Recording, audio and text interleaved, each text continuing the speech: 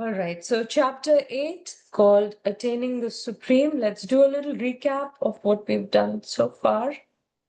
So 1 to 4, Lord Krishna answers. So Arjun asks his questions, text number 1 and 2. Krishna answers from text number 3 onwards. And then 5th to 8th verses, remembering Krishna at the time of death. 9 to 13, remembering Krishna by Yoga Mishra Bhakti. If you remember, we did this in our last class, and today we're taking up the next section, and we'll try to do the next two. 14 to 16, remembering Krishna by pure bhakti, and then 17 to 22, material world versus spiritual world. All right, so a little review where I would like you to unmute, and if you can answer these questions. This is from our last class. Death, what is death? The hint is in the picture. Final test. Test. Okay, say that again. My volume Final was test. final test. Yes, so surprise test or final exam, and there is no retake. Okay, when to prepare? Now. Always. Now. For the life, you have to prepare. If we are What fortunate is in the the womb, syllabus? Mataji. Yeah? If we are fortunate in the womb itself, like Prahlad Maharaj.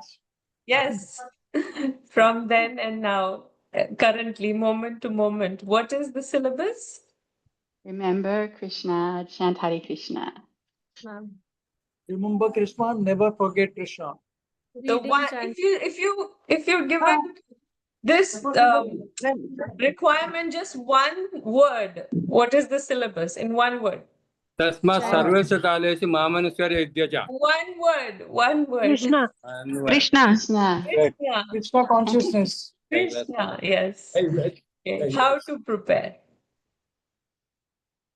Reading, chanting, Association. Remembering. remember. Holy name. Surrender. ABCD. Wonderful. What is the result? Krishna. Krishna consciousness. Krishna love. AC. Bhakti. Krishna Prem. Krishna Prem. Okay, art of quitting the body. Let's have somebody recite this verse if you've memorized it. 8.5. अंतकाले च मावे स्मरण मुक्त्वा कलेवरम प्रयाति समद्भाव गतिनास्ते संशय. Yeah. Okay, anybody else? Antakale cha mameva smaran muktva kalevaram yah prayati samadbhavam yati nastyatra sanshaya.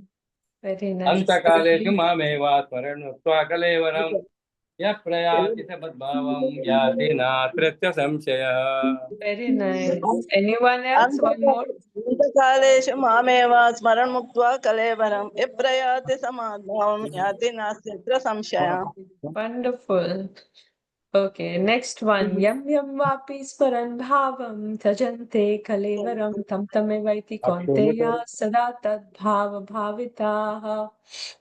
Whatever we remember at the time of quitting the body, that is the state we will attain for sure. And therefore, tasmat sarveshu kaleshu mamanusmriti मयि अर्पितमनो vaishasi asamshaya.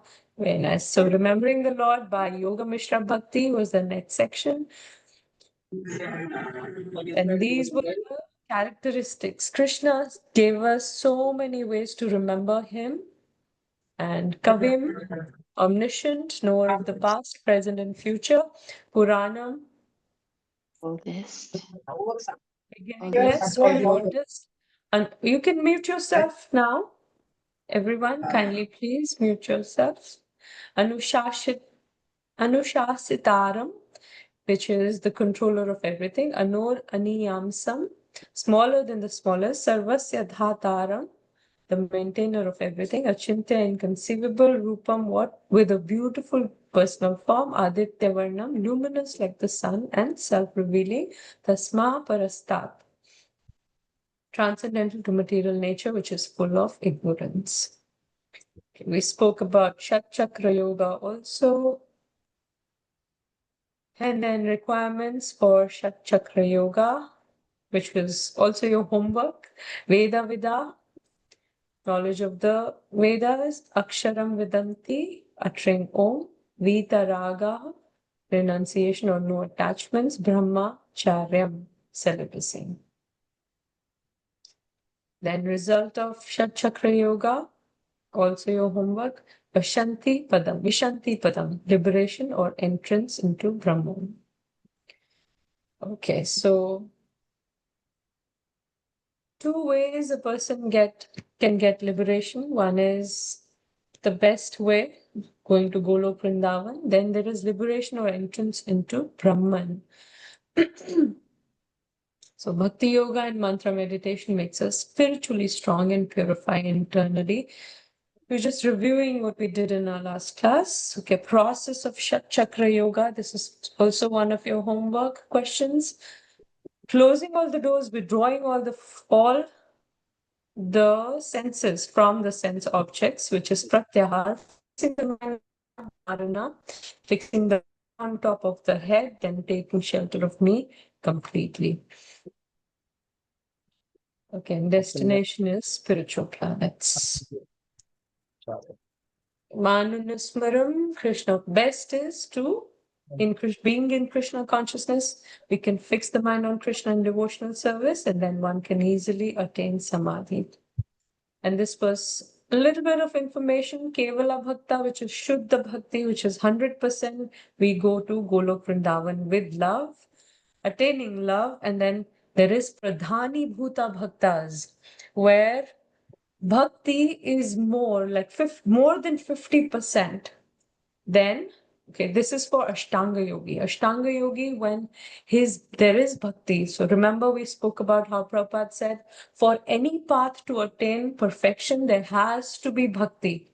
Even if one is doing Karma Yoga, Jnana Yoga, Ashtanga Yoga, if Bhakti is not there, they themselves in their own path, they cannot achieve perfection. So if in Ashtanga Yoga, that bhakti, which is included in his Ashtanga process, is more than 50%, then he will reach Vaikuntha in Shantiras, Vaikuntha planets. If it is less than 50%, it is called Guni Bhuta Bhakti, which is his destination will be Brahmajyoti. So this question will not come in your exams. This is just for your knowledge. There is Pradhani Bhuta Bhakti, there is Guna Bhuti Bhakti. So in Pradhani Bhuta, those bhaktas have more than 50% bhakti. And if it is less than 50%, it is called Guni Bhuta Bhakti. All right. And again, if there is no in Karma Yoga, Jnana Yoga, Dhyana Yoga, Brahmajyoti, after they have added bhakti in their sadhana. So again, for Ashtanga yogis, if the bhakti is more, then they will reach spiritual planets. They will go above the Brahmajyoti. Just for your information, a little bit extra information. Okay, so today we'll start with the next section, 8.14, where Krishna speaks about Ananya Bhakti or pure Bhakti without any mixture of karma, jnana or dhyana. Okay, let's recite the verse. Ananya chetah satatam yomam smarati nityashaha tasyaham sulabha partha nityayuktasya yoginaha. Somebody can read the translation. For one who always remembers me without deviation, I am easy to obtain, O son of Pratha, because of his constant engagement in devotional service. I hear some background noise. If you can mute yourself. Is everybody muted? Mataji, it is here, Mataji. There is a satsang going on. So you have come to the adjacent room. So you can hear it. It is So nice. But you can keep your speaker on, but keep yourselves muted. yeah. Thank you so much. Thank you. Okay, so this chapter, if you've noticed, is mainly about remembering Krishna, especially at the time of death.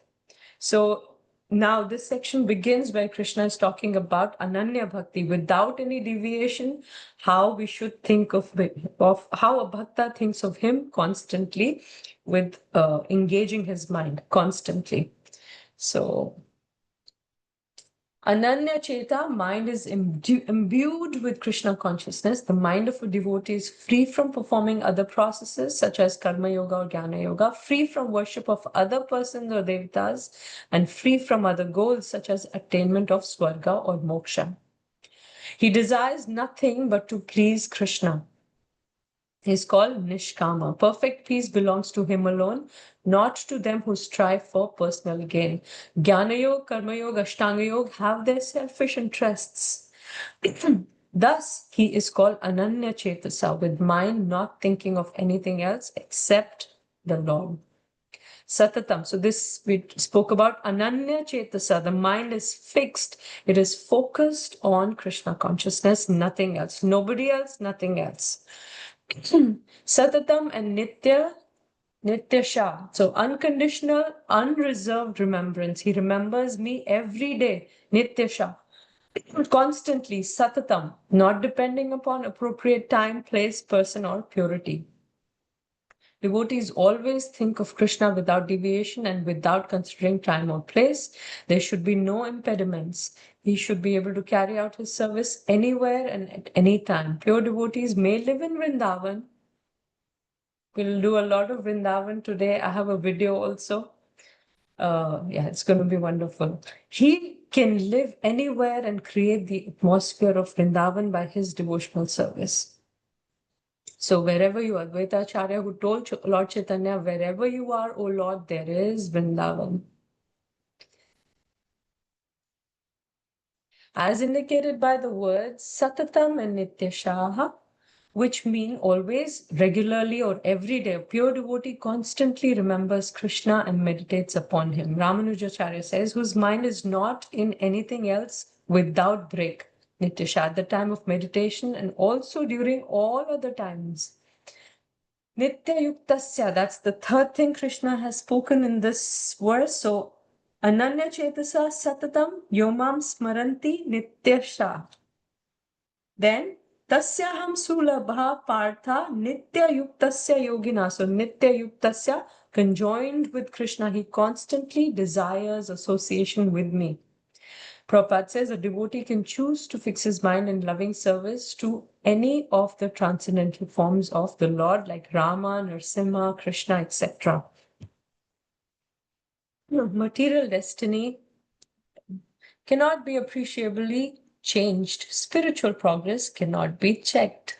On the platform of soul, one's progress towards Krishna cannot be checked by age, caste, literacy, poverty, etc. Gajendra, elephant, Jatayu, eagle, child, Dhruva, all have equal chance to advance towards God. So in material progress, whatever we have gained after that, it has to start again in the next life. You have to start from pre-kindergarten, ABCs again, even if we did PhD, double PhD in our previous life. But next life, we have to start again from 0%. But spiritual progress cannot be checked. Whatever is gained in our past life, that's where we progress from. Then Yogina, Krishna has used this word. Prabhupada says this is one of the 5 rasas. Yogina here refers to the person doing bhakti yoga. Or it can mean a person who has a relationship. Yoga, remember, it means to connect, comes from the word yuj, which means to connect with the Lord. In Dasya Ras, Sakhya Ras, or other relationships. Shanta Bhakta engaged in devotional service in neutrality. Dasya Bhakta engaged in devotional service as a servant. Sakhya Bhakta engaged as friend. Vatsalya Bhakta engaged as parent. Madhurya Bhakta engaged as conjugal lover of the Supreme Lord. Let's look at the purport here. Okay, it's the same thing. Prabhupada, what he said in the purport. And rasa is a kind of a mellow whose taste is very sweet. That is what rasa is, right? If you drinking juice or having gulab jamun, there is some rasa in there, right? So rasa is sweetness that we find in any aspect of life. Could be taste, touch, whatever. And bhakti ras is different from ordinary mundane rasa enjoyed by mundane workers. Every living being loves someone, but relationship and love in the material world is temporary. Every living being renders service to someone, but such service is temporary. But God is eternal, soul is eternal, and the loving relationship between the two is also eternal. That eternal love and service to God is called Sanatan Dharma. Okay, so we all, plus everyone else, every living entity is in search for happiness.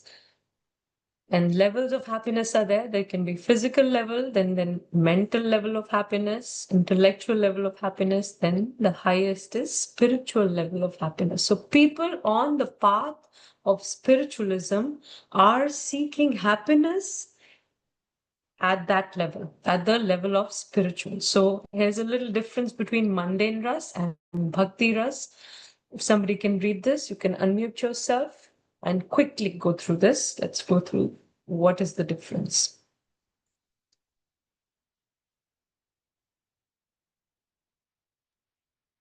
Mundane rasa derived with material body and mind. And bhakti rasa is derived by soul's seva to Supreme Lord. Mundane rasa, material pleasures achieved through senses, mind, etc. are pale and thin. Bhakti rasa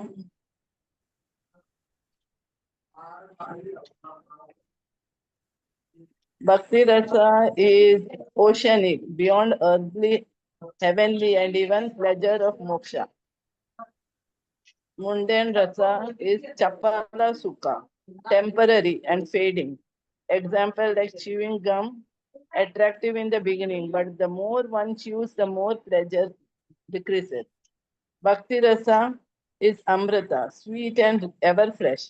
Bhakti rasa, loving service of the Lord, is called as amrita, that which does not die but exists eternally, ever increasing and ever fresh. Mundane rasa is temporary.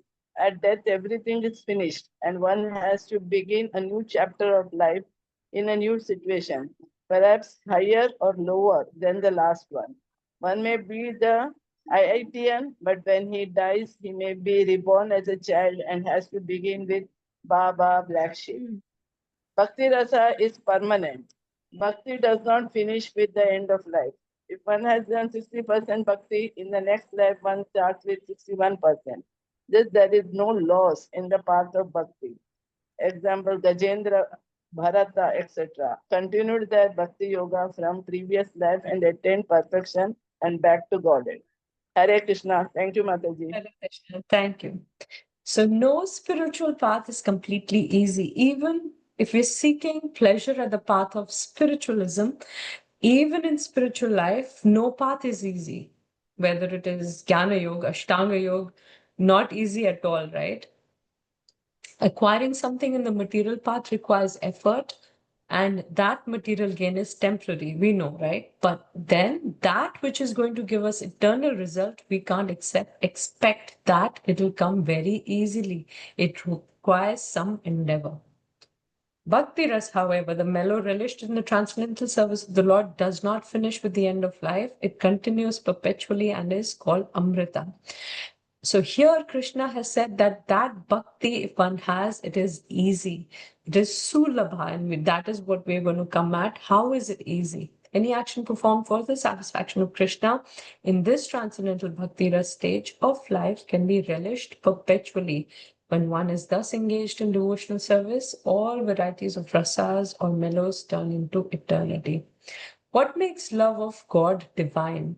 Because it is ahoituki. We have no self-interest. It is performed selflessly. You can read all of this later. Okay. And these are the rasas that we were talking about. They're here on the screen. You can see the chief transcendental mellows experienced with Supreme Lord can be in 5 rasas: Shantaras, Dasiras, Sakhyaras, Vatsalyaras, and Madhuraras.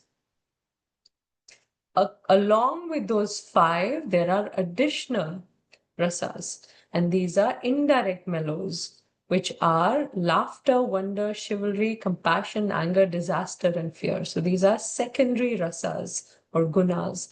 This is, again, some knowledge, or maybe you already know, but for the ones who don't, it comes in the Chaitanya Charitamrita. Okay, secondary rasas. Okay, Vatsalya Ras. So Krishna's sweetness, here we can see in Vatsalya Ras, there's some pictures, how this rasa gives so much sweetness. I'm not going to go into details about each slide that we're watching. This one is really, I really love this one, how Krishna is serving his own devotee, bringing his shoes on the top of his head. He himself forgets that he is the supreme. So Krishna's sweetness in Sakyaras. These pictures in Sakyaras. And in Madhurya. Okay. A pure devotee does not accept any kind of liberation, salokya, sarshti, samipya, sarupya, or ekatva, even though they are offered by the Supreme Personality of Godhead. Pure devotee, live life after life. I may remain a pure devotee at your lotus feet and serve you unconditionally. That's the mood of a devotee. Okay. I'll come to you, Harini Mataji. I see your hand, or Parmesh Prabhu. Just give me 1 second. We'll keep going and I'll come back to questions. So Krishna says this is Sulabha, very easy. We spoke about how any spiritual path is difficult when we have to do so much endeavor in material life to gain material profits. Then what to speak of spiritual gain? It requires a lot of endeavor. But here Krishna is saying, Bhakti is Sulabha. Vishwanath Chakravarti Thakur says, I can be easily attained Sulabha by that person, by that Bhakti.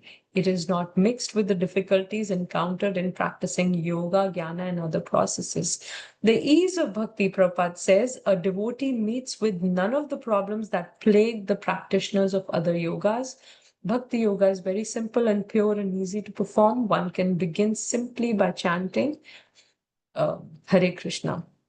Last time we were going through how, we were discussing about how we came into bhakti, and I remember Vishal Prabhu had shared his experience, how he came across, the process of bhakti, how he wanted to meet a devotee, and in a train he met him and he asked about that devotee, and that person that he met said, that's me. So Krishna makes it so easy for a sincere, a person who's seeking sincerely. So that is the beginning where Krishna's mercy and his grace comes, and we start chanting, starting from, having some little faith, Adau Shraddha, and then there is Sadhu Sangha. You associate with devotees, and then you start practicing. After Sadhu Sangha comes Bhajan Kriya. You start practicing, chanting Krishna's names, and then there is Anartha Nivritti. Your, all the malice in the heart starts to get purified. So the Lord is so merciful, because in the process of bhakti, there is grace coming also. Other processes is all dependent on our own skills, how we are endeavoring. But this is a path where mercy also flows from Krishna, and that's how it becomes really easy. The Lord helps such devotees in various ways. Okay. Krishna makes it easy to obtain him. The bond between Krishna and the devotee, Baldev Vidyabhushan says, I cannot tolerate separation from this. So this is Krishna saying, I cannot tolerate separation from my devotee, and thus I will show myself to him. So by his causeless mercy, Krishna reveals himself. I'm easy to attain for him because I destroy the obstacles and I perfect his sadhana. Ramanujacharya says, as I'm exceedingly dear to him, he is unable to sustain himself without remembering me and cherishing my memory, which is incomparably dear to him. So easy, it is Sulabha. How is bhakti an easy path? It is much easier to fix the mind on Krishna than to just withdraw the mind from material objects. So other processes, other paths, they tell the person on the path of that spiritual, journey, tell him to restrict your mind. It is Krishna who helps us make spiritual advancement. In bhakti, it is easier because it is not just restricting our senses, it is also engaging our mind. So this example I heard in a lecture, if somebody says, don't think of monkey with a pink face talking on a phone, that's what happens in the mind. You will think of that monkey, you will imagine the pink face and then how he's talking on the phone. So whatever the mind is told to be restricted form, it thinks of it more and more. While other spiritual practices teach one to restrict the senses from sense objects, bhakti emphasizes more on engaging the senses in Krishna's service, which is the best way to control the senses from unrestricted sense objects. Restricting the mind by giving positive engagement in Krishna's service will fix our minds on Krishna, who is such a captivating, enchanting, fulfilling highest reality. And a simple example is you're sitting and you're working on your computer, job, and you have a little child who is there in the room and he's disturbing again and again, and you tell him, okay, please sit quietly, don't do this, or don't talk. He will, the mind is like a monkey. What to speak of a small little child who cannot control at all. But if you give that child some game to play with, some toy or some book to read, then it becomes easy for the child to get engaged, and instead of concentrating on what not to do, the child now is engaged in what he can do positively. So similarly, for us in path, it is easier if instead of saying, don't look there, if someone says, look here, where we offer flowers to Krishna and we smell those beautiful fragrant flowers. We take darshan of Krishna, right? We honor prasadam, we go for kirtan. So absorption in the positive enables us to say no to the negative much more easily. We all know this. We are all on the process. We've all experienced it. We're just doing the theory part because Krishna is saying it is sulabha. So that's what we're studying. Krishna is personally present to protect his devotees from any obstructions in the path of bhakti.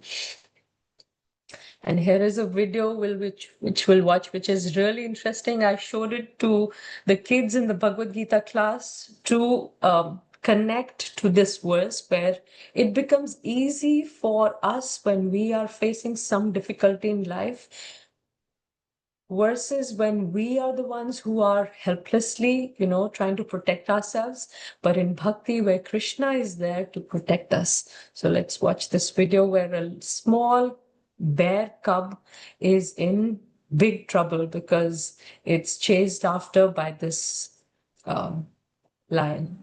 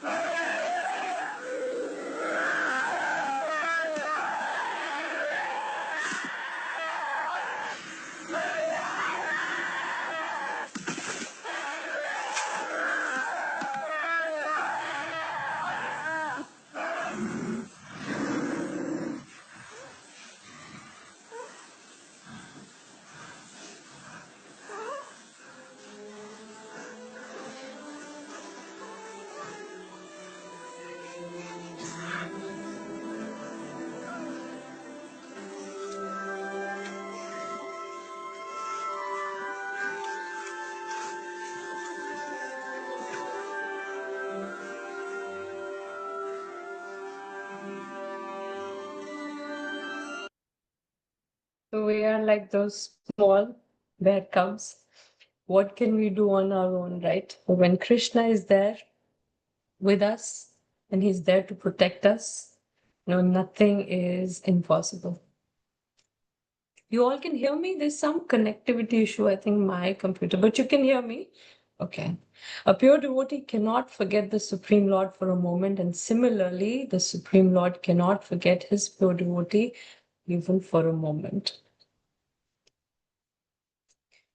Okay, let's we had Paramesh Prabhu or Harini Mataji, they raised their hand. Do you have a question for this verse? Yes, Mataji. Yes. Harini had a question on what is the meaning of ahaituki. We missed that one. Ahaituki apratihata. So it is selfless and without any, what do you say? It's continuous. So Unconditional.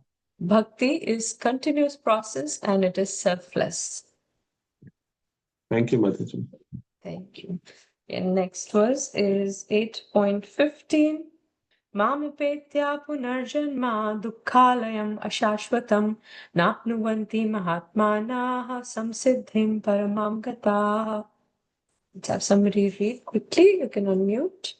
After attaining me, the great souls who are yogis in devotion never return to this temporary world, which is full of miseries, because they have attained the highest perfection. Hare Krishna. Hare Krishna. So here Krishna is now talking about that world which is not temporary, attaining which we don't come back. So here in this world, if you watch a movie, in the end, mostly it'll say happily ever after, correct? Or if you're reading a book which has some romantic story, in the end, it'll be always happily ever after. But here, if you see, Krishna is saying exactly the opposite. He's saying dukkhale, which is not happy, which is the opposite of happily. So place of misery, and ever after, which is forever. Krishna is saying, no, it is ashashvatam, it is temporary. So exactly opposite of our conception in this world that we can live happily ever after, Krishna says, this is a place which is full of dukkha and it is temporary. So it's like a jail where this world is like a jail where we are here going through a prison time, but we can show how we can become purified and we can come out of this world, go to that world which from where there is no return. Krishna is talking about that place which can be where we can go and stay there happily ever after. Not like this world. So Mahatmana are the great souls who understand this. Baldev Vidyabhushan says, what are the qualities of Mahatma? They are very noble-minded, generous persons.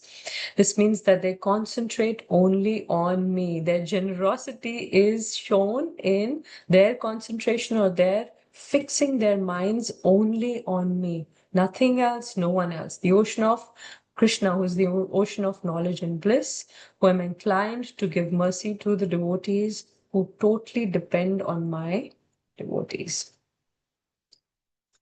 They take me as their life-sustaining medicine. And here is Golok Vrindavan, Dhruva going to the Vaikuntha Loka along with his mother. Ajamil also returning to the world, spiritual world, from where there is no return. And Gopakumar returns to spiritual world. Gajendra returns to spiritual world. King Prithu and Queen Archie return to the spiritual world. What are the activities of the Mahatmas? Prabhupada says they receive transcendental messages from the realized souls, gradually develop Krishna consciousness, become so absorbed in transcendental service that they no longer desire elevation to any other material planets, nor do they want to be transferred to any spiritual planet except for Golok Vrindavan. They want only Krishna and Krishna's association and nothing else. And that is the highest perfection of life. Mahatmas are the personalist devotees of Supreme Personality of Godhead. They are the supreme souls. Kamlavati Mataji, you have a question? Yes, Mataji. I'm always a little bit confused about like the Vaikunthas being Krishna's planets, and then the Golok Vrindavan. So the Golok Vrindavan is the highest, but like, let's say someone, so if we are pure devotees, we go to Golok Vrindavan, but if we have less than 100% bhakti, we go to the Vaikunthas? Is that the So that goes for situation? Ashtanga yogis, whatever their desire is. See, highest is Krishna Prem. If we can develop that, then we go to Golok Vrindavan, because we're seeking association of Krishna, right? Right. Whatever we desire, Krishna is so merciful. Whatever we desire and whatever our karma is, that is how we get the next body. Correct? This much we Yes. know. If we can spiritualize our desires, no longer have material desires, but we want, only thing that we aspire for is association of Krishna, because we've developed that prema for him. That's all we want. So we attain Golok Vrindavan. But if we have love for example, Lord Ram, Lord Varahadev, they all have their spiritual planets, which are Vaikuntha planets. So, and going there is no return also. Wow. Okay, so, but So those are Vaikuntha planets. Also, for Ashtanga yogi who has not yet developed Krishna Prem, but his aspiration is going up to Vaikuntha planets, he attains liberation in, for example, Sarupya liberation. Sarupya is getting the same form as Lord Vishnu's form. So he'll go to a Vaikuntha planet where he'll also get that form, similar to Lord Vishnu. But there also it is Vishnuji is there, who is the supreme. You are there as a devotee, but you have a similar form. So that's one kind of liberation, attaining which you go to a Vaikuntha planet. So that's the difference. But for Gaudiya Vaishnavas, for us, what Prabhupada has given us is the highest, going to Golok Vrindavan, where we can experience a reciprocation of all these rasas. These rasas we will not find, Madhurya Ras, right? Sakya Ras, we will not find in Vaikuntha planets. There is awe and reverence and worship going on for Lord Vishnu. and people stay there forever, or do they Yes. eventually work to So Golok going, Vrindavan? because that's also spiritual world, Vaikuntha planets. Going there is no return. Acha, but I see. But they are still not getting to Golok Vrindavan, and they're staying in that place forever. Because where that's their aspiration. They I might see. not want, right? What they want is what they're getting. Yes. Okay, that makes sense, Mataji. Thank you so much, Hare Krishna. Hare Krishna. Okay. Mohini Priti Mataji.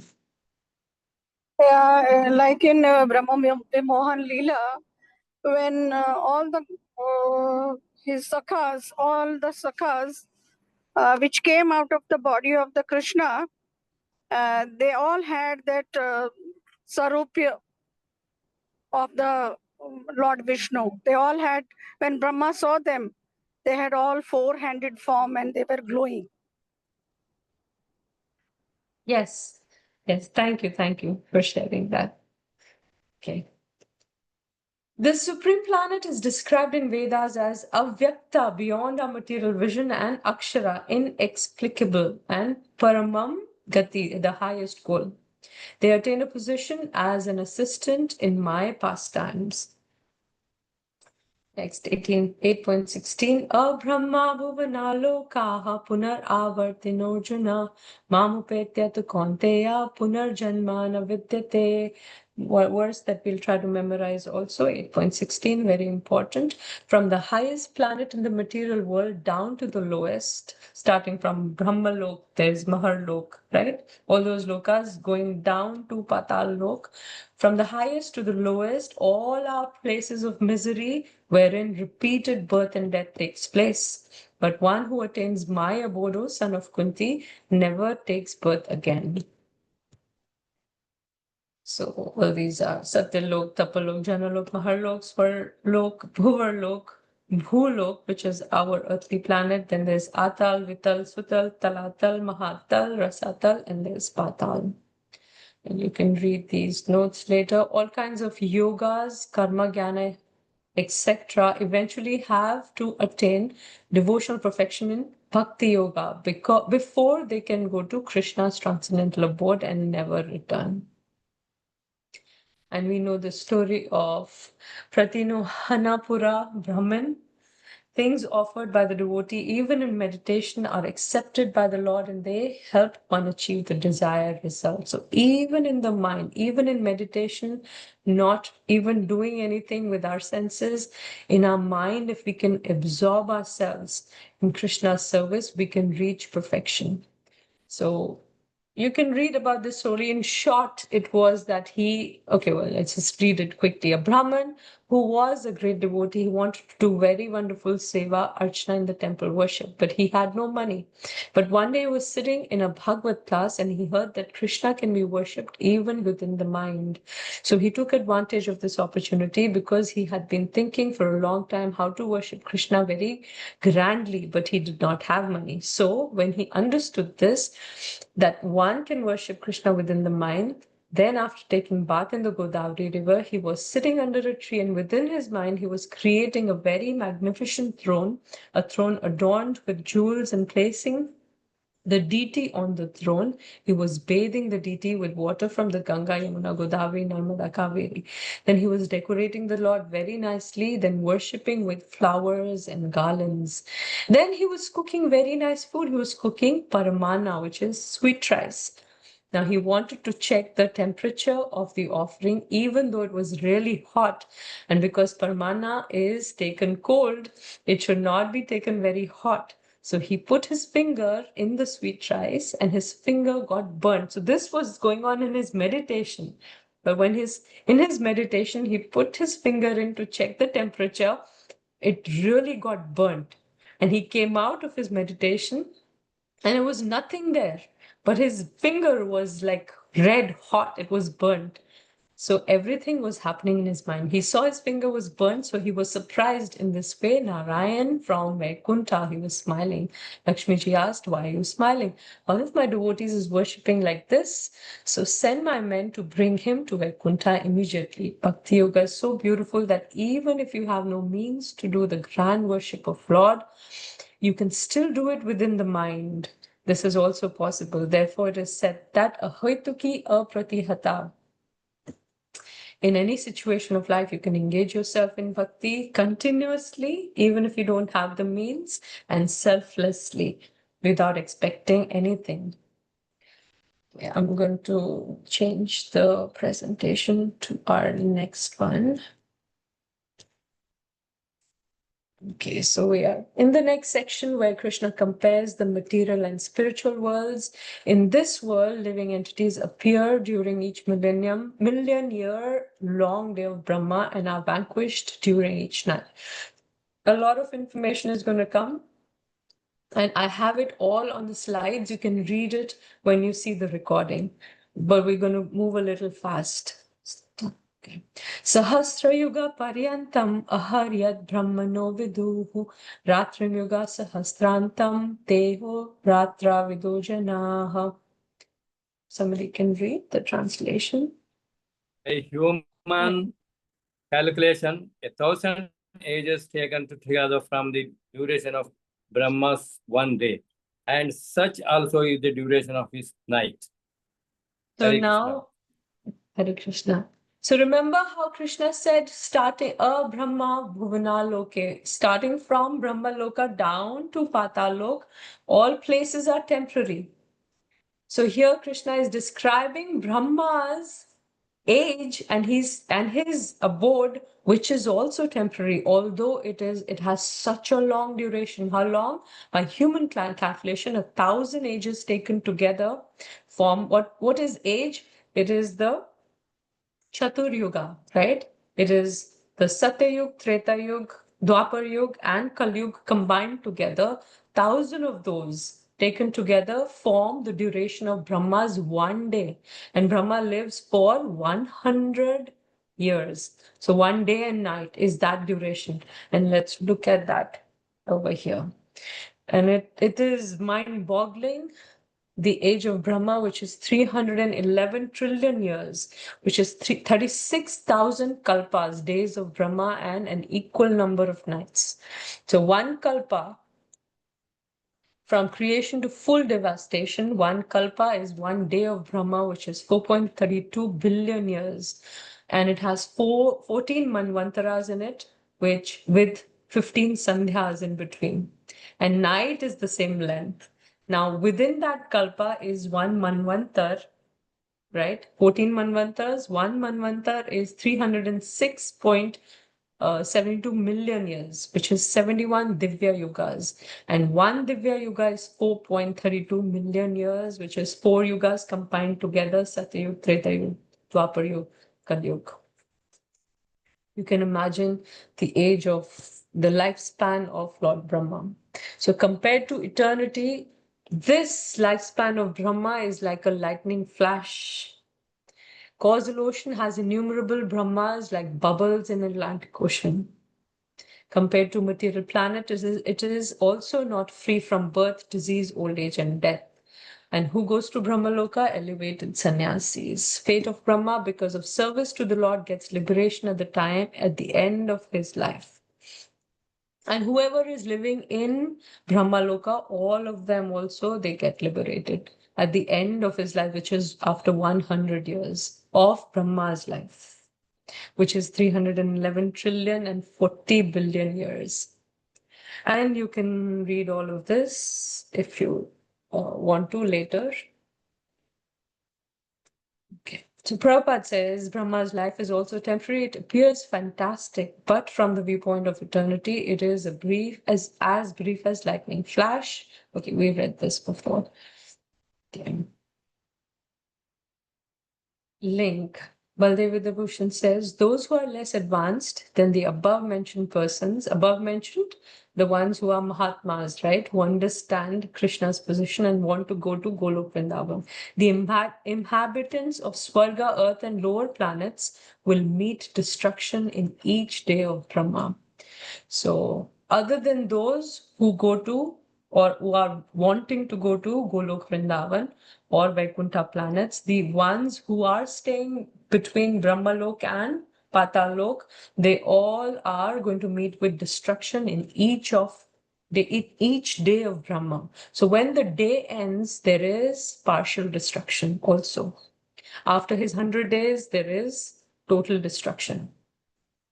Vyaktayaha sarvaha prabhavantyahar agame ratri agame praliyante tatraiva vyakta samyake. At the beginning of Brahma's day, all living entities become manifest from the unmanifest state, and thereafter, when the night falls, they are merged into the unmanifest again. So they become manifest when Brahmaji awakes in the morning, and when he sleeps in the night, all of these living entities become unmanifest again. So you can imagine, remember we have Garbhodaksha Vishnu, then we also have Karnodaksha Vishnu. So we're not talking about Shirodaksha Vishnu, who's the super soul. We're talking about Garbhodaksha Vishnu, from whose navel comes this lotus, and Brahmaji appears and he creates. So when Brahmaji's day ends and night begins, all these living entities go into Garbhodaksha Vishnu. But when his lifespan ends after 100 years, everyone goes back into Karnodaksha Vishnu. Okay, so Brahma's day, at the beginning of Brahma's day, all living entities become manifest from the unmanifest state, right? When he creates, Brahmaji creates, all these living entities, are the what do you call, apparatus and the means are given by Garbhodaksha Vishnu, and Brahmaji with all those ingredients creates the material world. But then when he sleeps at night, all of them go back into Garbhodaksha Vishnu. But when he dies also, Brahmaji dies at after 100 years, and at that time, all of them go back into Karnodaksha Vishnu. Okay. Here you can see Karnodaksha Vishnu. So, and Garbhodaksha Vishnu also you can see coming from his pores. Each universe has a separate Garbhodaksha Vishnu. So there are as many universes are there. There are those many Garbhodaksha Vishnus. There are those many Brahmajis. But there's only one Karnodaksha Vishnu. So it's like you're working on your computer in the day, right? But then once you're done working, you want to keep it on standby, correct? So working on the computer is like Brahma's day, and then putting it on standby is Brahma's night. But then turning it off will be, or restarting it will be after 100 years of Brahma. You can read these notes later. Merging into the Pradhana will only take place at the end of Brahma's life. So merging into the Pradhana, going back into Karnodaksha Vishnu's body, is at the end of Brahma's life. Thus, Avyakta here refers to sleeping state of Brahma, not the lifespan after the lifespan of Brahma. This verse clarifies that the knowers of day and night, as stated in the previous verse, also know the cycle of the unmanifest and the manifest and what happens to all created beings. This verse we just discussed. Link to the next verse. But if they all disappear, they may not appear again. This fear arises from the logic that once being destroyed, a thing will not manifest again. This verse refutes that idea. And this is 8.19.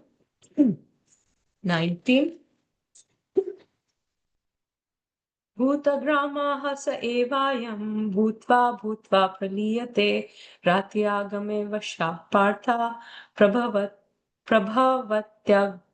ahar agame. Again and again, when Brahma's day arrives, all living entities come into being, and with the arrival of Brahma's night, they are helplessly annihilated. So creation of Brahma's day again manifests at arrival of the day and end of Brahma's life. Okay. At that time, everybody goes back into Karnodaksha Vishnu. But here Krishna is talking about the day and night of Lord Brahma. All living entities remain compact in the body of Vishnu. So during Brahma's day, cycle of birth and death is there. Intelligent persons take to process of Krishna consciousness, use human life to fully in devotional service, chant the Hare Krishna mantra, at the end of life go back to Godhead and become eternally blissful, so that we come out of the cycle of birth, old age, disease, and death. This constant creation and annihilation taking place, we want to come out of it. And these are different categories of universal annihilation. We'll start from the bottom. Atyantika, when a person achieves knowledge of the absolute, he understands factual reality. He perceives the entire created universe as separate from absolute and therefore unreal. This is called Atyantika, or final annihilation or liberation. So when we are spiritualized, the subtle body spiritualized, the mind, ego, and the intelligence is spiritualized, the person is not reborn here, goes back to, actually first goes to a universe where Krishna is manifest in his Leelas, participates in those, and then goes back to Golok Vrindavan. That is Atyantika, not coming back after that. And there is Prakritika. When Brahma's lifespan of 100 years is finished, there occurs the Prakritika, or total material annihilation. At that time, the 7 elements of material nature, beginning with the Mahatattva and the entire universal egg composed of them, are destroyed. Then there is Naimitika. 1000 cycles of 4 ages constitute one day of Brahma, and each day of Brahma, called Kalpa, contains within itself lifetimes of 14 manus. We looked at all of that. The duration of Lord Brahma's night is the same as that of the day. During his night, Brahmaji sleeps and the 3 planetary systems meet destruction. This is Naimitika, or occasional annihilation.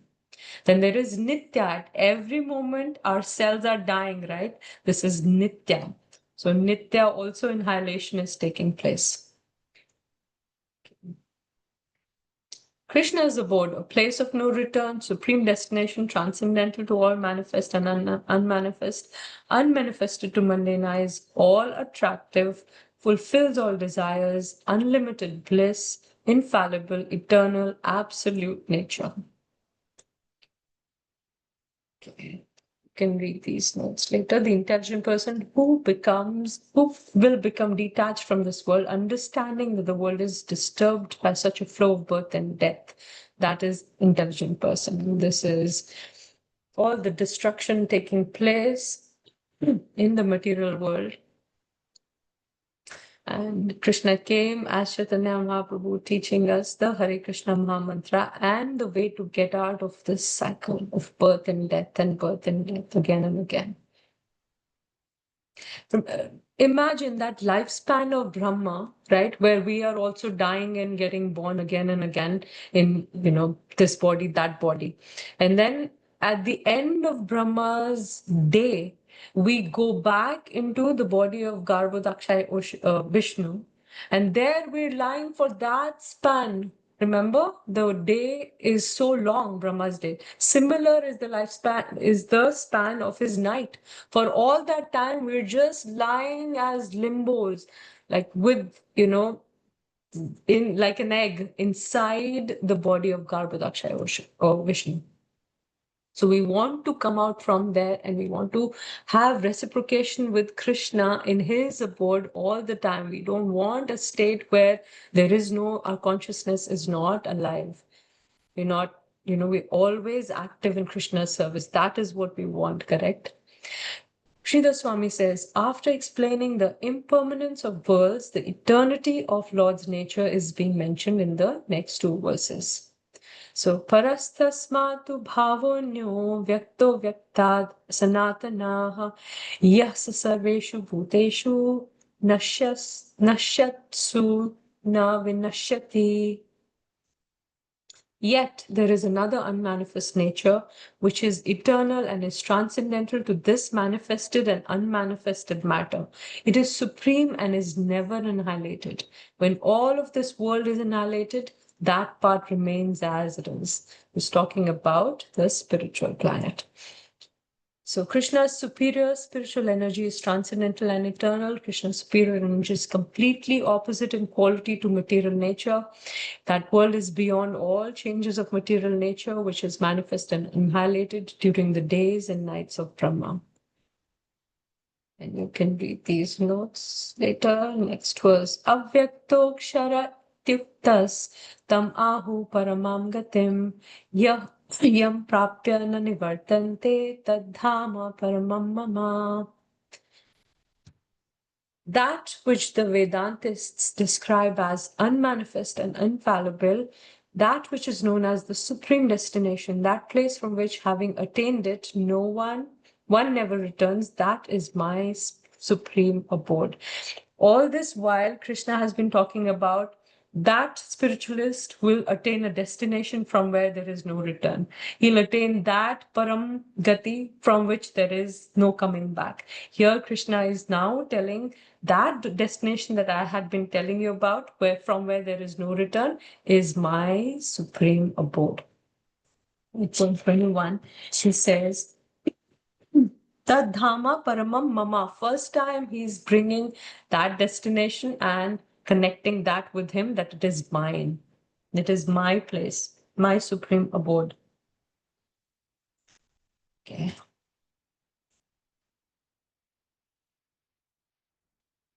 Description of the supreme destination of Avyakta, that object which I call Avyakta and Akshara, is called by the knowers of the Vedas as the supreme goal. There's nothing superior to this person. He's the highest supreme goal given in the Katha Upanishad. Okay, let's keep going. And this is described by Lord Brahma about that supreme loka, which is Golok. Chintamani prakara sadma sukalpa vriksha laksha vrateshu surabhera bipalayantam We've recited these verses, right? Brahma Samhita. I worship Govinda, the primeval Lord, the first progenerator, who is tending the cows, yielding all desires in abodes built with spiritual gems, surrounded by millions of purpose trees, always served with great reverence and affection by hundreds and thousands of Lakshmis or gopis. And that is the spiritual world. Okay, Golok Vrindavan. Another verse from the Brahma Samhita, Venum Kvanantam Aravinda Dalayatacham. Brahmaji says, I worship Govinda, the primeval Lord who plays on his transcendental flute.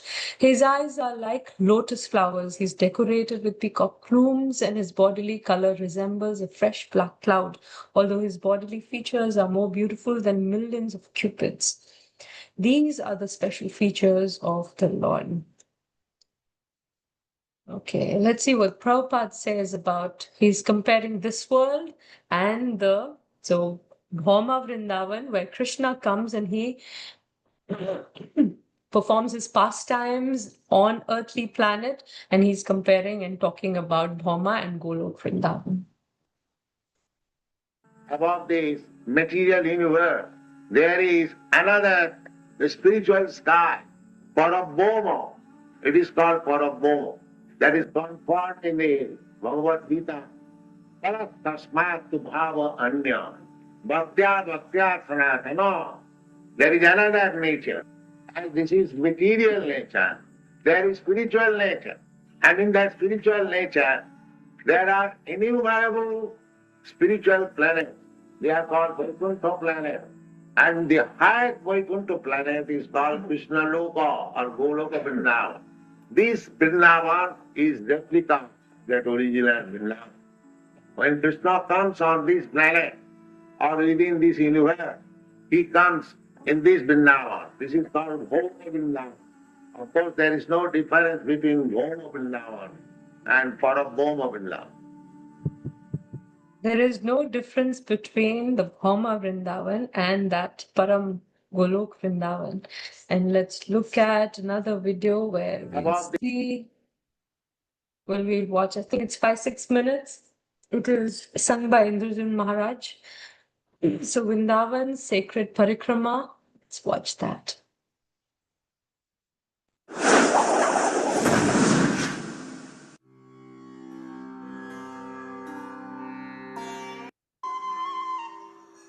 Recording it a little bit.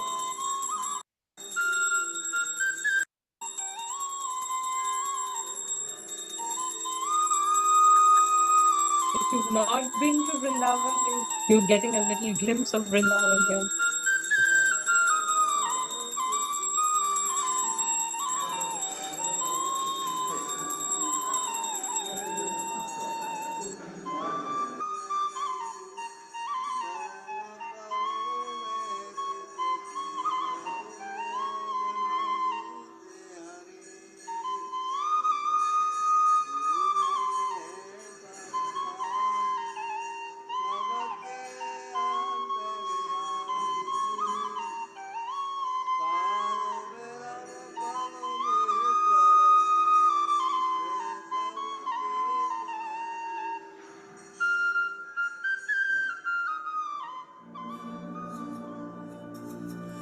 Jai Radhe Jaya Krishna Jaya Vrindavan Shri Govinda Gopinatha Madan Mohan Shama Kunda Radha Kunda Giri Govardhan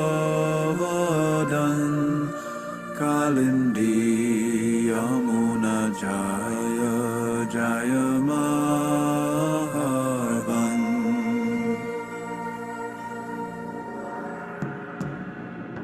Keshigata Vanshivata Dwadashakananya Sabalila Koilo Shri Nandanandan Shri Nandaya Yashoda Jaya Jaya Gopa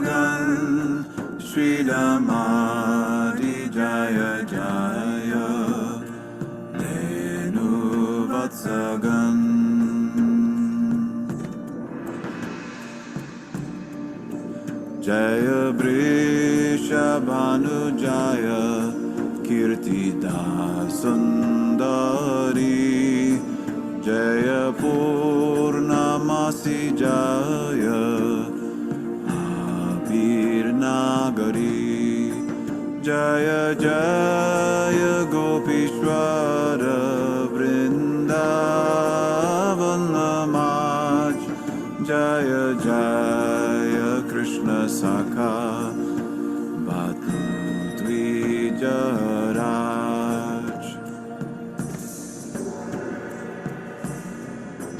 Jaya Rama Gata Jaya Rohini Nandan Jaya Jaya Vrindavan Basi Jata Jan Jaya Jaya Dvijapatni Jaya Naga Kanyagan Bhakti Teya Hara Pailo Govinda Charan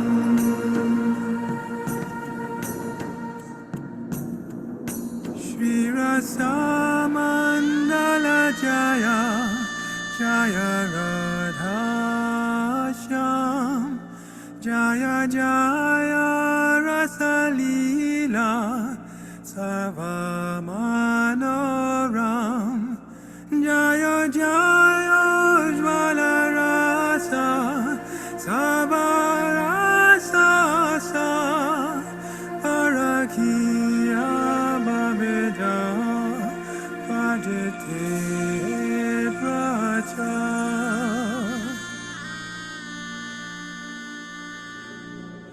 Sri Janava Pada Padma Kodiya Smaran Dina Krishna Dasa Kohe Nama Sankirtan Sri Janava Pada Padma Kodiya Smaran Dina Krishna Dasa Kohe Nama Sankirtan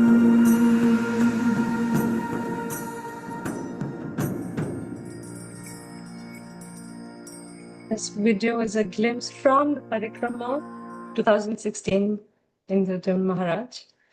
And the bhajan was Jaya Radhe Jaya Krishna Jaya Vrindavan by Krishna Das.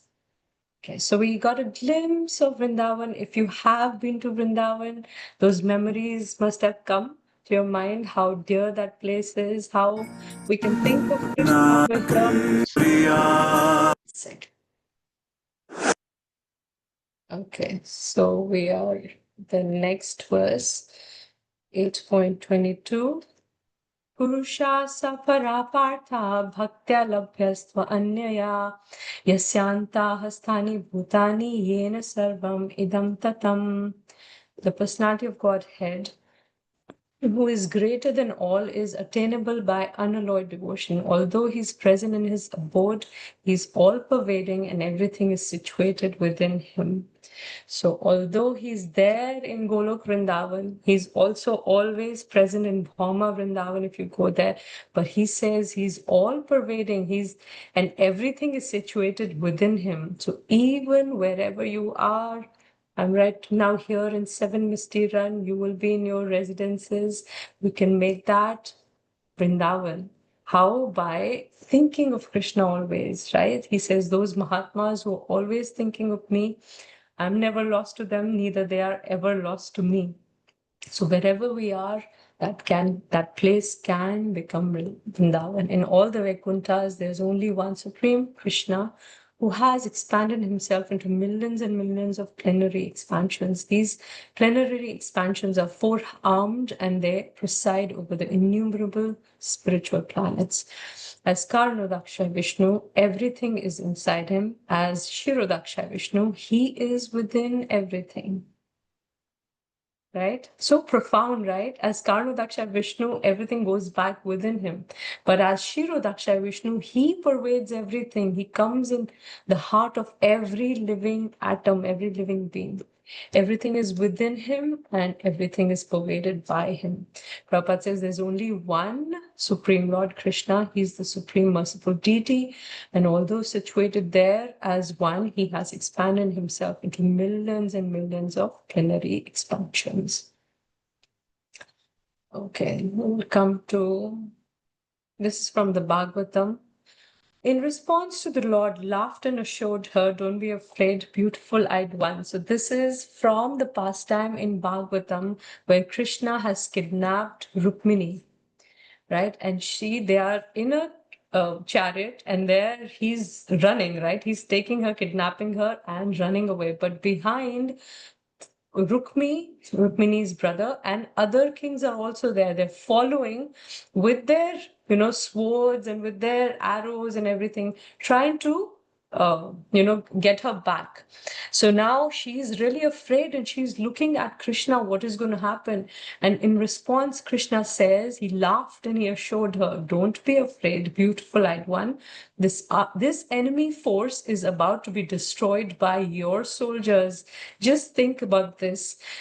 Rukmini, before this, has never met Krishna before. This is the first time Krishna comes and meets her, and he just kidnaps her, right? She sends a letter. We all know the pastime, right? She sends a letter through this Brahmin to Krishna that, please come and take me away. I don't want to marry this king, he's or whatever, but I have heard about you. Just by hearing about Krishna, she had never seen him.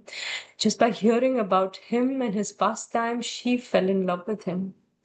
And Krishna, for the first time, he came, he met Rukmini for the first time. And what is this pastime of first meeting? Kidnapping her and taking her away. And he's saying, your soldiers. So Krishna's soldiers, which are going to come, Lord Brahma, Balramji also comes later with his soldiers. Krishna says, your soldiers will destroy this enemy force. So it is so beautiful that when we surrender to Krishna wholeheartedly, fall in love with him, then he is willing to give his abode, his soldiers, his everything is ours. He puts it in our name. This is all yours. So this is the loving relationship with Krishna. Here is the activity that we'll do. I'm sorry, I'm going so fast. There's so much we can talk about in these pastimes also. We can talk about Vrindavan on and on and on. If I give this mic to Krishna Keshav Prabhuji, he will take us to whole another level talking about Vrindavan Dham and, the parikrama over there. So what we are going to hear from him also right now, his experience. So this is what we're going to do. Think about for a little bit. If you want, you can write down. This is personal application. Remember, we have a notebook separate, which has mission, right? Mood and mission of Prabhupada. Then there is personal application in there also. There is preaching application also. So here we're doing an activity on personal application or realizations. We have to share remembrances of being in Vrindavan Dham, how Vrindavan atmosphere also exists in our temples that we go to, our ISKCON temples. What does it mean to create the Vrindavan atmosphere in any place, whether it be our house, our office, or anywhere we are? How can we create the atmosphere of Vrindavan anywhere we are? So you can think about what you want to share from these points, and you can write down, and we'll come to you and we'll hear from you. So we'll take 5 minutes to think about what we want to share. And not everyone, if you don't want to share, it's okay, but you can put it down as your realizations, put it down. But whoever wants to share, we'll come back in 5 minutes.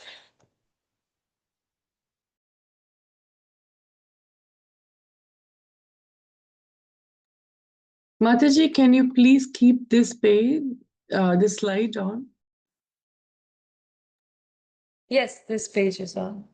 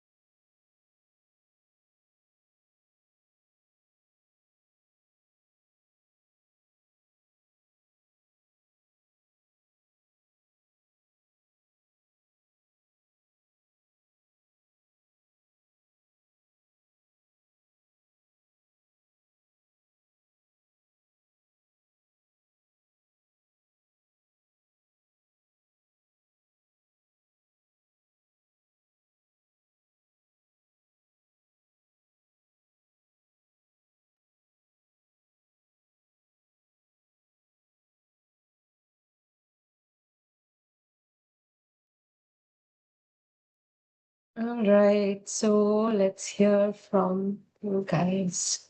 Whoever wants to go first.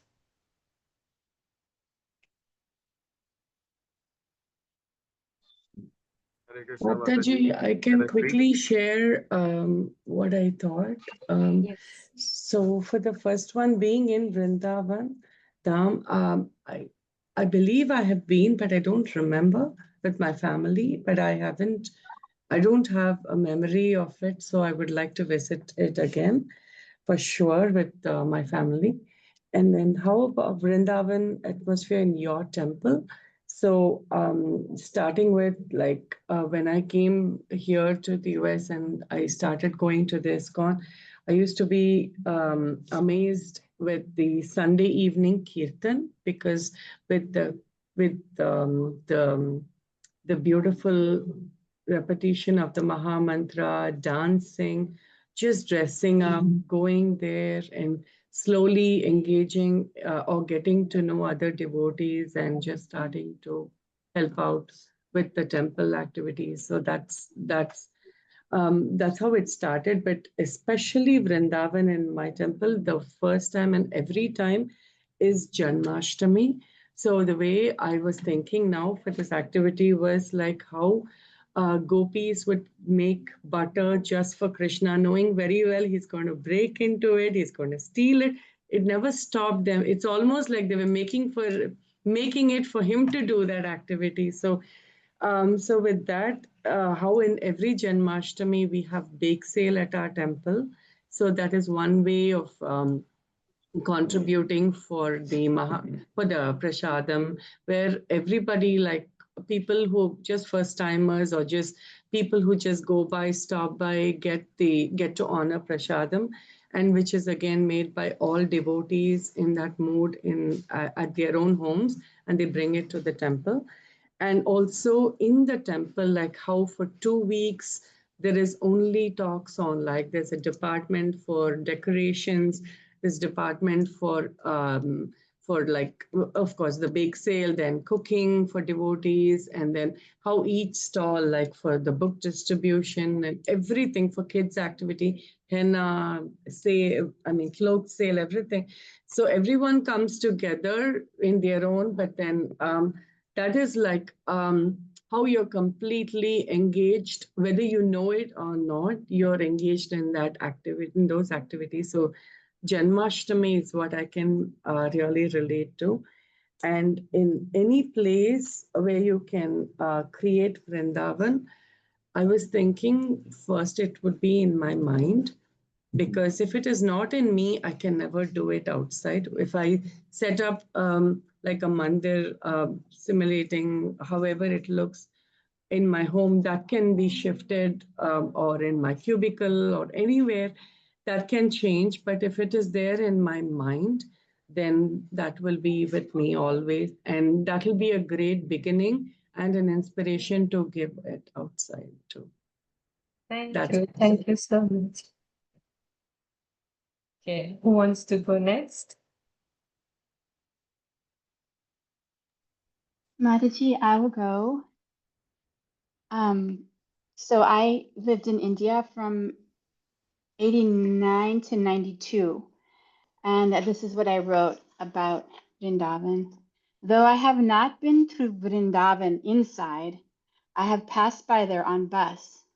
Once the bus stopped outside a shop for 5 minutes, and I was only able to kiss the earth of Vrindavan. Perhaps that is why I'm so fortunate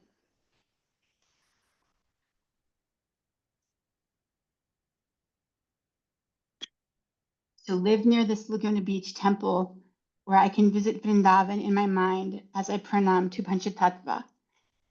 It is only because of the divine association of such pure devotees that I can ever feel Vrindavan as I chant japa or listen to the Bhakti Shastri class. Mataji and you all bring Vrindavan to me. Hare Krishna. So sweet. Thank you, Mataji. Thank you. Mataji is also doing a lot of service now in the Pujari department, in the Pujari room.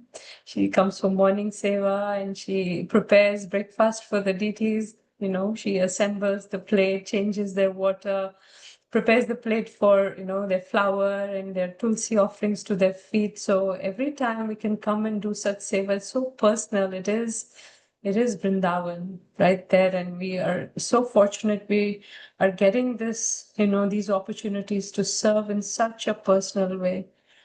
And it is there for everyone. We just need to take it. Amazing. Thank you so much. All right. So who wants to go next?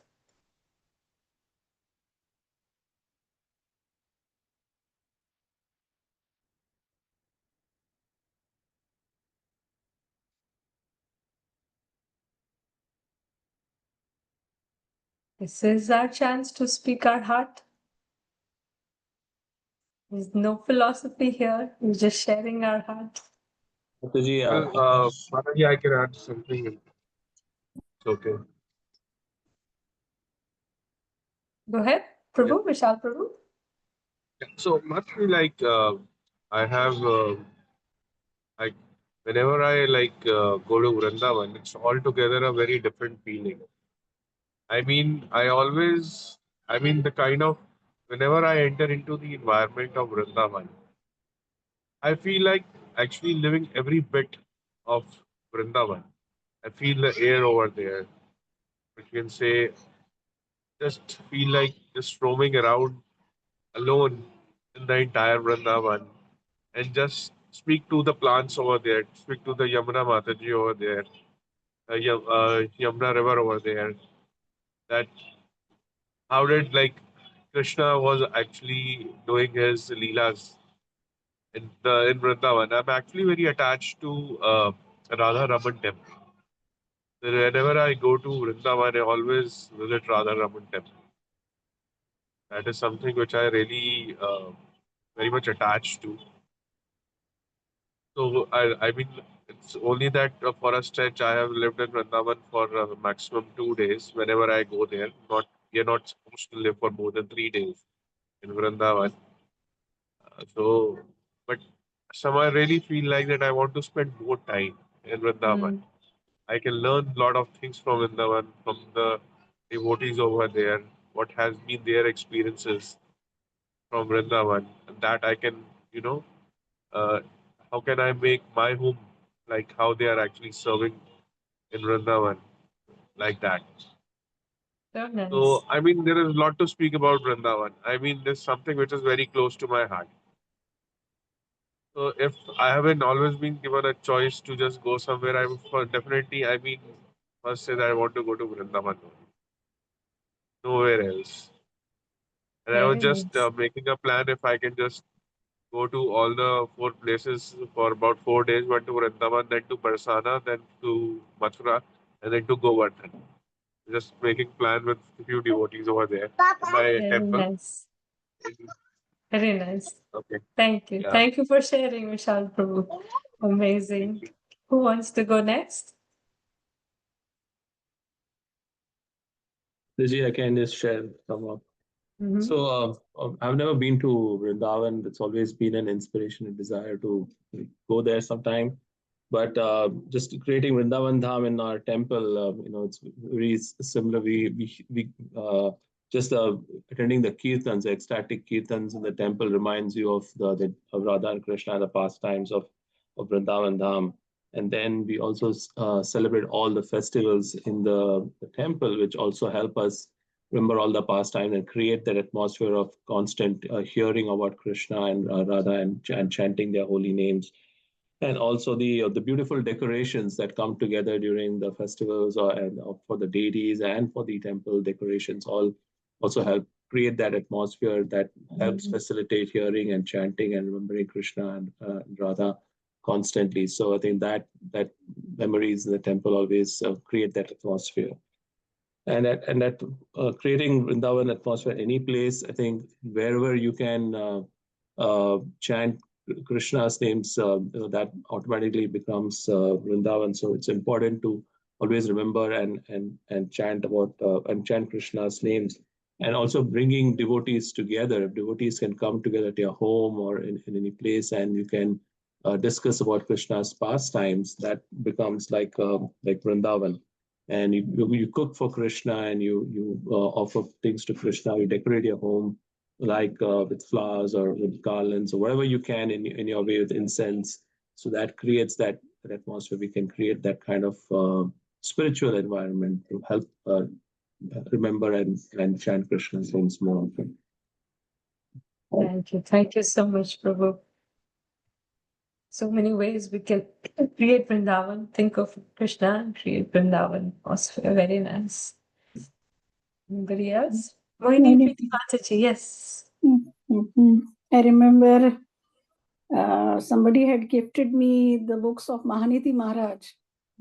And I was traveling, and while traveling, it was an international travel. So I was reading that book where he describes Radha Kund and the Kunjas. I mean, there was a terrible urge of going to Vrindavan. And the moment I landed in Bombay, I called up my sister who stays in Bombay, actually, who has, in fact, guided me into the Krishna consciousness. I asked her, please, I want to go to Vrindavan. It was, of course, without Maharaj. We went to Govardhan, had parikrama, had dip in Radha Kund. But that, it was a irresistible desire that in spite of knowing that she had also never gone without other devotees. And I also not gone before that. That was my first trip, but it was so surcharged. But then when I went first time with His Holiness Radhanath Maharaj, our Guru Maharaj, it was something out of this world. I mean, there was no difference between day and night, when we would sleep, when we would get up, where was the energy coming? I mean, you can't explain it. And the atmosphere he creates by when we have to offer to Govardhan, not Govardhan Puja, cooking on those pots and those chulas, and how Maharaj himself cooks. It is, and since then, it is really, really unbelievable that charging where it comes from. And then Maharaj says, but Maharaj does say, see, we are here, but we have to carry it within our heart so that you can give that experience to others. Otherwise, we can come and go as not as a visitor, but we have to collect, not in the photographs, but within our heart. And how Vrindavan atmosphere exists, the best example is Chowpatty Temple. It is a typical Vrindavan, the way the whole thing is done there. It's a total Vrindavan atmosphere there. And how does it mean to create the Vrindavan? The best example is Prabhupada, how he created to those people who had never visited Vrindavan. And they could imagine about Vrindavan. Recently, I was hearing Maharaj's lecture. It was a conversation, basically. And in that one Mataji, they're going to GV for some yatra. And one Mataji who was not physically so well, so she said, how can it happen for Dham Yatra if they are not well? Maharaj said that it is best to go, but if it is not, but you can create within your surroundings, within your moments, within your actions to do this. And regarding this, I remember Yamuna Mataji, when she was in last days, and where she was not able to do anything physically herself. Within the mind, she would think of some recipes for Krishna, and she would ask somebody to write it down and ask any of the temple where she was closest that this I have written this recipe, please make it for Krishna. So even on the bed, even on that pain, she was always having that Vrindavan atmosphere, Krishna atmosphere. Wonderful. Thank you so much. And you addressed all the three questions. That's so nice. And how we can create Vrindavan atmosphere in Golok Vrindavan where there is no envy, there's always love and reciprocation of love, there is no greed, there is no lust. That atmosphere also, if we can create wherever we are, starting from ourselves, right? That purity we can bring in our culture of when we speak, when we behave, we can create Vrindavan there. Always, I heard this from one of my godbrothers. I don't remember the name, but he was talking about how whenever we are saying something or doing something, just think that Guru Maharaj is right here, present in front of you.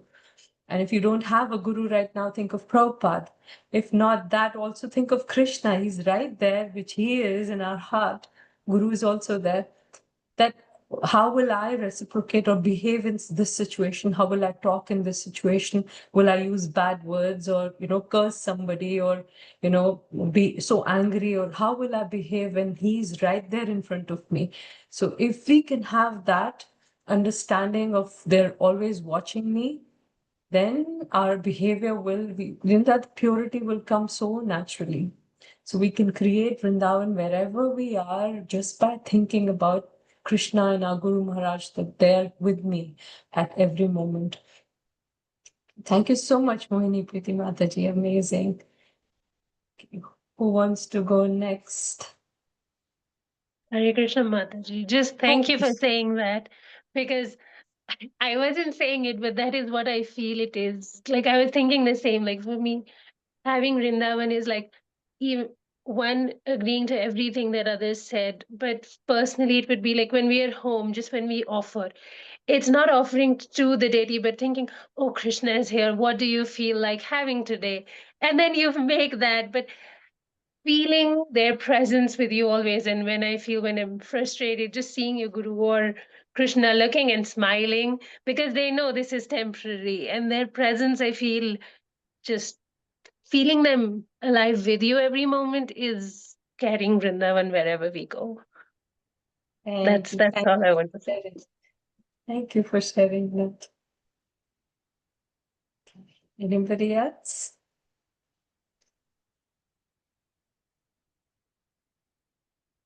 Mataji, you were to discuss about our previous questions of this chapter 7. 7. We'll do a session. When do you want to do? And we can take out that Anytime. time. Actually, I was so glad to know about it, because otherwise, you are so generous. You are giving 100% marks. Otherwise, we are not able to know where to improve on our. Yes, but till now, all the 6 chapters, I've been reading all the answers and giving my, reflections or any comments. So that I've been doing, but I'm thinking it is getting a lot because these questions now are getting deeper and deeper and there's so much going on. I'm thinking if I go through each and every one, it'll take a lot of time. This will be practical that we discuss and you can correct your own. I give 100% because you've worked so hard. And you get that 1 point in your exams when, the next module exam comes. This 100 is your 1 point in that exam out of 100. So each homework, the 6 homeworks that you'll do in the next module, if you do all of them, you get 6 points straight off from your in your exams from 100. So that being said, yes, we maybe in the next class, before we begin the session, we can have, we'll just go through all the answers. And we can also talk about what specifically we can write so that we can get the grades and what all we can skip, because there is so much we can write about, we can get into details, but if it is not required and you've written all of that, and if you just list the points, you'll get the same marks. So, although yes, you get the understanding, but we just in the exams, we want to know that you remember those points and you can just list them instead of just going so deep and writing about everything and anything. So like that, exams are there to help us recollect what we've learned and put those in points. That's what especially the short answer questions are for. The long answer questions, yes, we can go deeper and explain our understanding. So like that. So we'll go through all of that in our next, before our next class begins. my exam is also coming, so I'm also studying. Remember, I was saying this, what we're doing, Bhakti Shastri, our particular class is study and teach. I haven't done Bhakti Shastri yet, but I am studying it and I'm teaching simultaneously. So my exams for module 1 are coming in the future days. So I'm studying for those, a little bit tensed also, like all you've been. Because I can Mataji, be in you your don't have shoes to and worry. experience. Mataji, you don't have to worry about it. You Yeah, know. this is what people say, but Mataji, I have to memorize the points, right? They're not on top of my head that I can look at this question. Yeah, these were the points. I don't remember like that, so I have to memorize. Yeah, please give your blessings, everyone, that I'll pass. If I fail, then our classes will, I think, get suspended. Mataji, 400. Mataji, what exam are you taking? Sorry, I missed it. Module 1, which you just took. Oh, okay. Good luck, Mataji. Good luck. Thank you. Thank you so much. Okay, so let's hear from anybody else. So I would love to hear from you, Sakshi Mataji and Krishna Keshav Prabhuji. They have a house also now in Vrindavan, and whenever they get the opportunity, they go and stay there. They do parikrama. They visit such beautiful pastime places. Last time I remember I was there in Vrindavan. Prabhuji took us and Mataji. They took us to the place where. Prabhuji, correct me if I'm wrong, where Brahma Vimohan, no, where Udhar of Brahman Patnis had taken place. They both vanished from the screen. Mataji, are you there? Okay, yeah, I can see. So that place where the Brahman Patnis cooked, right? And Krishna and Gopa friends Bataur went there. Bihari, Mataji. Hanji, Bataur Bihari. See, Yes, they yes. know the names there on top of their head. Beautiful. I would recommend everybody, if you're going to Vrindavan or to Giri Govardhan and you want to do parikrama, you want to visit pastime places, please get in touch with them. And they love to do this service. However busy they are, Prabhu has his own business. However busy he is, he will always take out the time and take you. And, along with the telling about the places, he also gives his realizations. He has memorized so many beautiful verses from the Bhagavatam. We should be learning from him. I don't know why I'm speaking in these classes all the time. So I'm going to be quiet now. Prabhu, please speak from your heart, whatever you would like to share about your experience in Vrindavan Dham, and Mataji also. Or if you want to talk about any one pastime place which is dear to you in Vrindavan.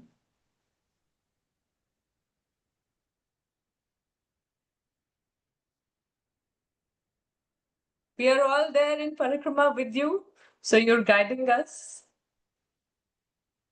Okay, I'll talk about one place which I really, really want to visit. I'm doing a parikrama. Thanks. There is a place which is Gore Dauji Temple. Now, this Gore Dauji Temple is just before Atalla Chungi. Atalla Chungi, the name is, it is because of Atal One. That's the place. There's a very beautiful deity known as Atal Bihari Ji. Atal Bihari Ji is the place where Krishna, that was the last point of Vrindavan, and Krishna got Atal there.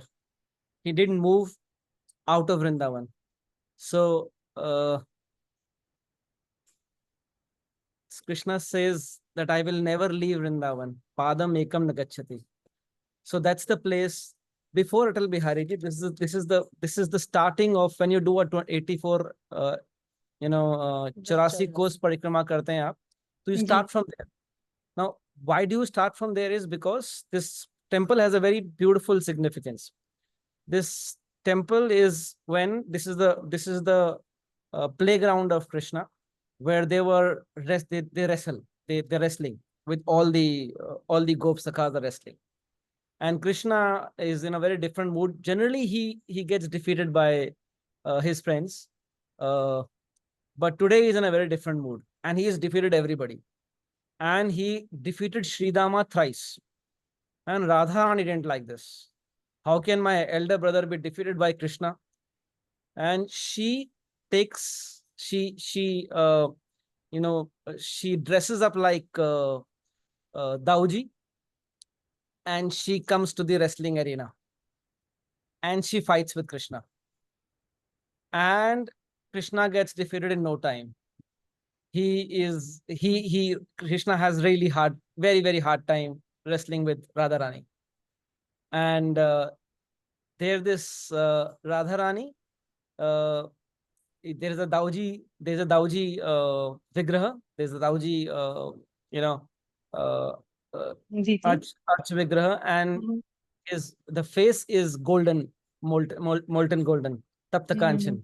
And we start 84 hours, 84 course parikrama from there. First darshan we have it there is because to do the parikrama, because it's an 84 course, which is like into 2.5 kilometers, it's like 300 kilometers parikrama.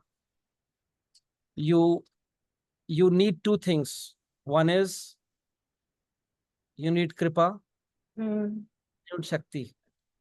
Shakti is being given by Balramji. He is the most powerful. And the kripa is being given by Radharani. So that's the place you start your 84 course parikrama. That's the first darshan you have. And this comes just before Atal Bihari ji. Atal Bihari ji, just across Atal Bihari ji, there is a Giriraj, a huge Giriraj Shila. This Giriraj Shila was in 1949, got by a rich man from Mumbai who wanted Giriraj Shila to be in Vrindavan and wanted to do parikrama of Giriraj ji along with Vrindavan parikrama. So they got it in two bullock carts, huge bullock carts. And this is like some 18, 19 years back, 2002, 2003, 2004, in fact. I was in Vrindavan at that time.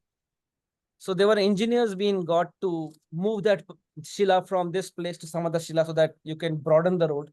The parikrama mark can be made, wider. So there were bulldozers and there were, cranes and everything which were there.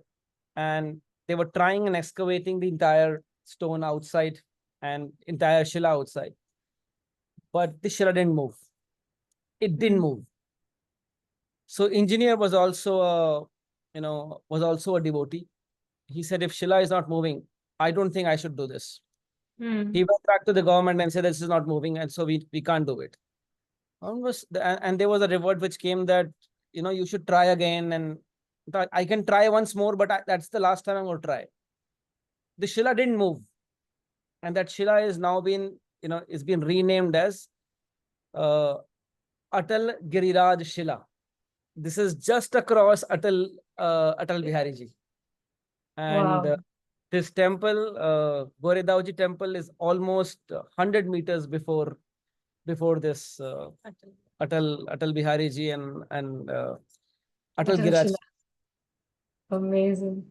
Vrindavan Dham ki jai ho, Giriraj Dharam ki jai ho, Jai Jai Shri Radhe Shyam Krishna Balram Vrindavan Dham. Thank you.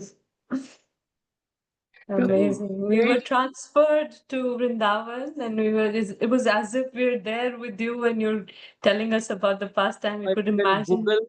If you can Google Goredauji, and we can all have darshan probably through you. You can screen share that. Sure.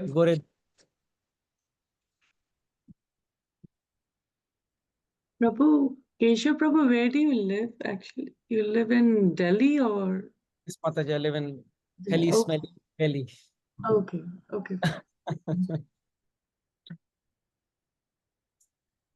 Mataji, till then you can share something. Vrindavan is so close to your heart also, right? That's Mataji, I cannot utter even a single word. Have you been able to find it, Mataji? Yeah.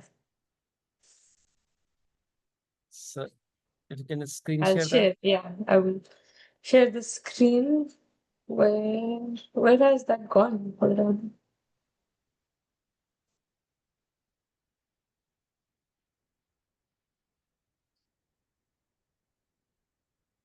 It's Dauji's Arch Vigraha, but the color of the deity is Tapta Kanchan, is Jai. This one, right? Yes, Mataji, yes, this one. You could see that Sheshnag he's carrying. Yeah, this is how it, Yeah. So beautiful. and the color is Golden. golden. Yeah. Generally, Dauji is like Chandrama. Huh. But this Dauji is golden. They're showing close up also. So nice. Rani. You can also go to Atal Bihari Ji. Okay.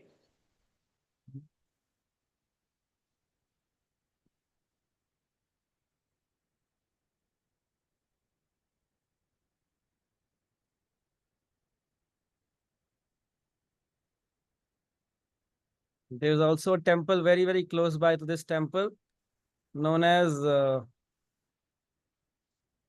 Chor.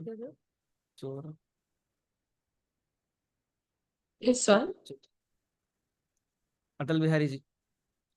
Why is this screen coming up? Wait 1 second. Chor Hanuman Ji. Yeah.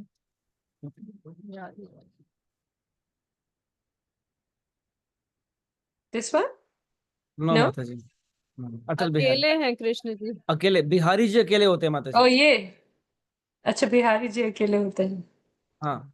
नहीं, Atal Bihari Ji. You just type Atal Bihari Ji. Near Atal Lachungi, you can say that. This is black रंग के माता जी. black color. Yeah.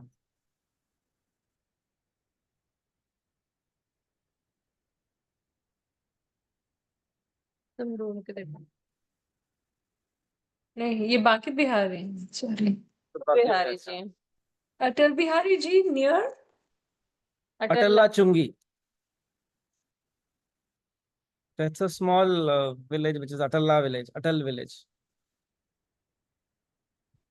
हो सकता है नहीं किया हुआ होगा. I think there his picture like is not there. Probably. This is Atala Chungi. नहीं है. ठीक है माताजी, क्या पता बहुत कम लोग जानते हैं वहां के बारे में, तो क्या पता. Krishna is giving us indication we have to come there and go with you personally. जय Shri Ram. Thank you so much. Hare Krishna. Hare Krishna. Thank you.